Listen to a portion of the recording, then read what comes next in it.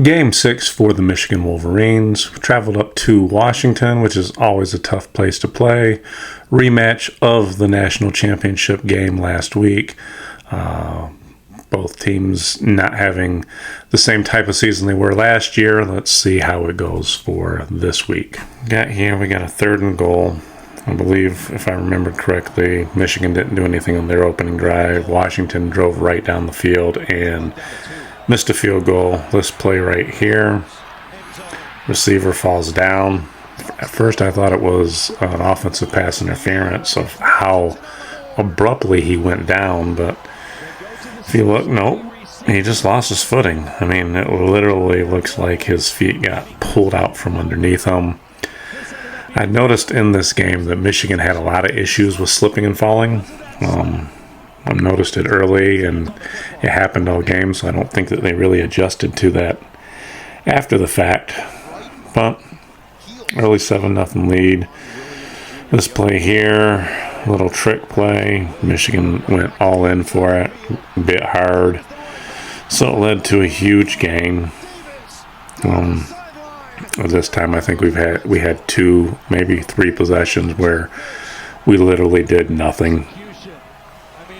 I think Orgy completed maybe 2 short passes, but other than that, he had a couple knocked down, nothing complete there. I think he had 2 completions for like 16 yards. But yeah, this was just, it was a good trick play. Like I said, everybody bit, and it literally just worked to perfection. At this point in the game, Washington was outgaining Michigan by a large amount, so that set them up here inside the red zone. Another pass. I mean, I don't really know what 10 was doing there, and he completely turned the wrong way, which seems like it's been an issue with Michigan all year, just making the wrong reads or turning the wrong direction on play coverage. But yeah, it's not looking good at this time. So they have 3 receivers over there. Number 10 goes, and he gets lost. So at this time, they brought Tuttle in the game. Donovan Edwards gets a nice long run here. It was funny because, like I said, Tuttle came in. It brought a whole new energy to Michigan, but on this drive, it was mainly rushing, including a big long run by Donovan Edwards to get the score. But as I was talking to my buddy Lance as we were watching this game, I think it's just the ability that Tuttle can throw the ball that opens things up. I think that's the big difference between him and Orgy, is everybody knows Orgy's not going to throw. This here was a nice little play. Gets out of the pocket. It's able to hit Loveland. Takes the lead, first lead of the game, to make it 17-14. Like I said, at this point, I'm pretty ecstatic. I know me and all my buddies were sitting there saying, did we finally find a quarterback? And as we're looking on Facebook and all the social media things, that's all everybody's saying, is talking about Tuttle and finally having a quarterback. But like I said here, nice. That was the first interception that Washington threw all season. It was a great individual play by number 15 there, Hausman. I mean, when the pass left his hands, I thought it was a completion, that he just missed it like he did earlier in the game, but no, he timed it perfectly. However, what you don't see on this play here is that on our next possession, Tuttle, as he was scrambling, fumbled the ball and gave them the ball right there. Not right there, but at like the 30-yard line, they were able to drive down and get that touchdown there to take the lead.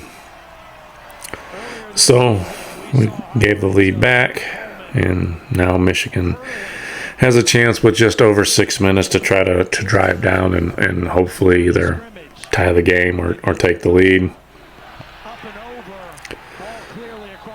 So this play here, nice. I mean, we just overpowered them. It was a good run. They make the extra point, like I said, to go up by 7. So yeah, 6 minutes, 22 seconds left. Michigan gets the ball on the road.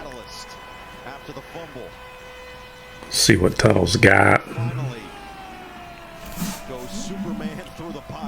The problem with this is, if you see right here,